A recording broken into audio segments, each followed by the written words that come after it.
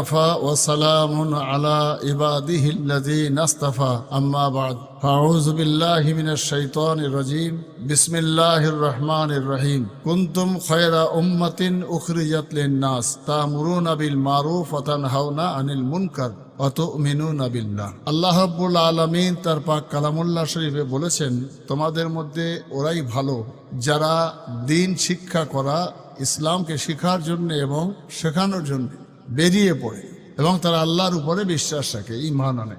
এই জায়গায় দাঁড়িয়ে যে সমস্ত তলেবে ইলমরা মাদ্রাসায় পড়াশোনা করতে যায়, হাদিস এবং কোরআন, তাফসীর, ইজমা, কিয়াস, ফিকহ, তাদেরকে মহান আল্লাহ বড় মর্যাদা দিয়েছেন। তাই তারা শিখবে এবং সাধারণ মানুষকে এই শিক্ষা দেবে। কিয়ামত পর্যন্ত উম্মতে মুহাম্মাদীদের মধ্যে একদল খাস বান্দা আল্লাহ তৈরি করেছেন, যাদেরকে আল্লাহ বলেছেন ইন্নামা ইয়াখশাল্লাহা মিন ইবাদিহিল উলামা। আল্লাহ